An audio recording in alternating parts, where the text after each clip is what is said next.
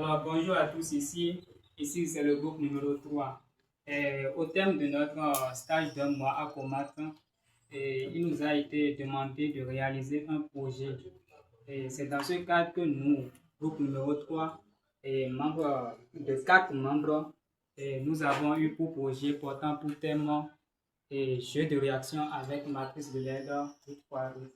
Alors moi, je réponds au nom de Poirot Fidèle et je suis le responsable du groupe. Je vais donner la parole à mes compagnons de se présenter. Ok, merci monsieur Fidèle. Ici c'est Mouyoro Diola. Ici c'est Ciro Marcia. Je m'appelle Todoji Majou. Et la présentation de notre projet va se faire en 2 étapes. Bon, je vais dire, pour ne pas dire 3. Alors, en première position, Monsieur Israël ici va se charger de nous présenter de façon détaillée tous les composants utilisés dans notre projet. Ensuite, Monsieur Major et moi, je vais me présenter, de vous présenter le fonctionnement bref de notre projet, ainsi que le rôle de chaque composant avant le fonctionnement. Okay. Et Monsieur Majoran va nous aider à passer à l'action, c'est-à-dire à essayer notre projet. C'est bon. Et s'il y a lieu des questions et autres, Monsieur Martial va nous aider. Et s'il n'arrive pas à se défendre, nous allons l'aider ensemble. Alors, donc, nous allons démarrer. Donc, Monsieur Israël va nous présenter brièvement le matériel utilisé dans notre projet. D'accord, monsieur Fidèle, merci. Et ici, c'est le camp LCD. Ça permet d'afficher les messages. Ici, c'est joystick. Ça fonctionne généralement sur 4 directions. Haut, bas, à gauche, à droite. Ici, c'est LED RGB. En anglais, ça s'appelle Red, Green, Blue. En français, ça annonce souvent rouge, vert et bleu. Ici, on a utilisé un viseur. Ici, c'est LED, une matrice de LED 8x8. Bon, ça a beaucoup de fonctionnements, mais par exemple, on peut l'utiliser pour défiler les messages. On a utilisé beaucoup de 2 LED, et vert et rouge.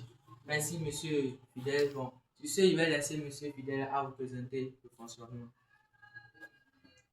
Bon, alors j'espère que vous avez entendu ce qu'il vient de dire. Donc, nous avons réalisé notre projet avec à peu près 5 à 6 composants. Donc, je vais vous expliquer de façon brève le fonctionnement de notre projet. Alors, sachez d'abord que notre projet a été écrit en deux parties. Il y a la partie logicielle qui est le code et la partie matérielle qui est ce que vous voyez ici. C'est bon? Alors, la partie code est chargée de coordonner l'ensemble des matériels cités par M. Isaac Israël via une carte Arduino. Alors, le programme avait déjà été écrit ici. Je vais vous montrer ça. Comme vous le voyez, de haut en bas, ça a été rédigé soigneusement avec des instructions très strictes que le matériel va exécuter.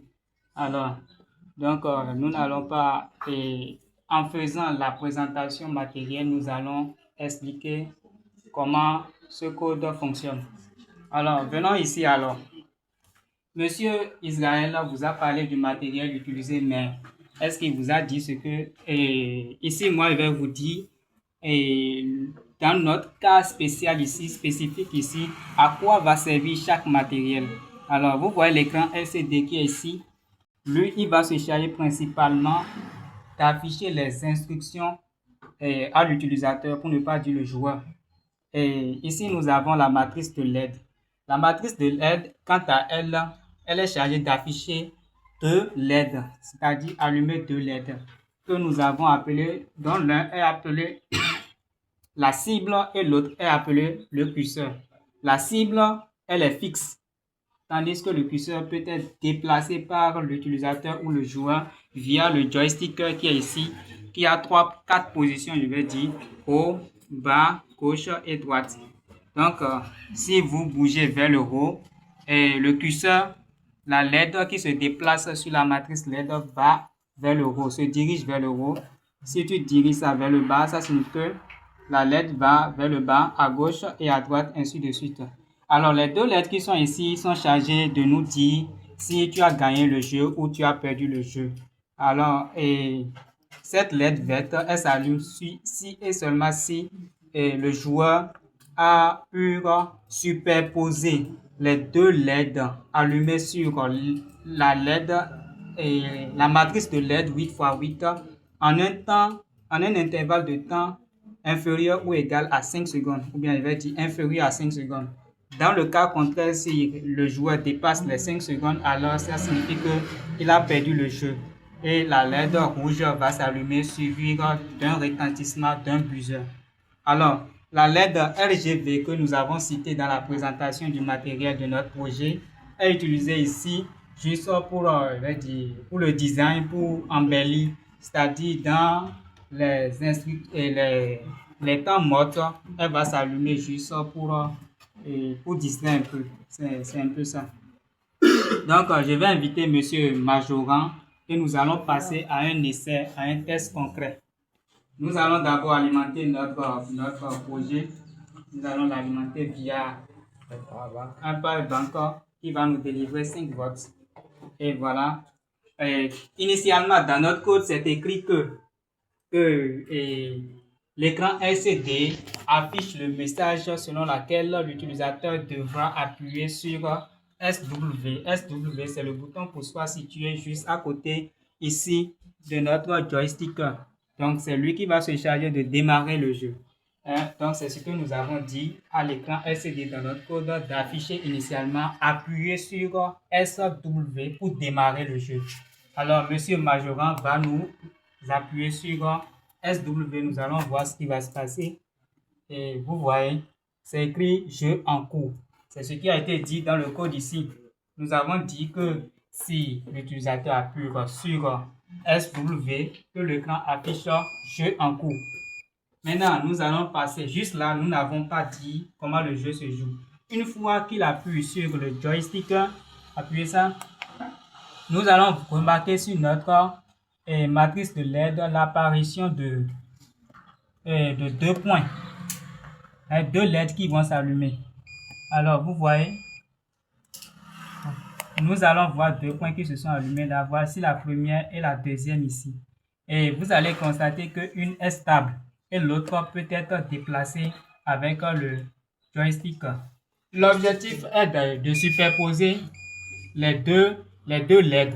Donc, M. Majoran va déplacer la LED comment il va dire, instable qui peut se déplacer et l'amener à se superposer avec la LED stable dans un temps record.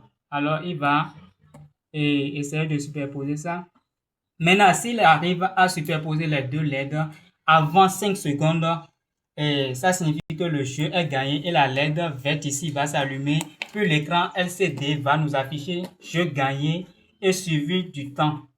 Mais par contre, si le jeu, s'il n'a pas pu superposer les deux LED dans un temps record de 5 secondes, c'est-à-dire le temps est supérieur à 5 secondes, ça signifie que le jeu est perdu. Alors, nous allons constater que notre LED rouge va s'allumer, plus le retentissement de notre buzzer que nous ne voyons pas ici. Puis l'écran LCD va nous afficher jeu perdu, suivi de quoi? Du temps mis par notre ami Majoran pour jouer le jeu, pour pouvoir superposer.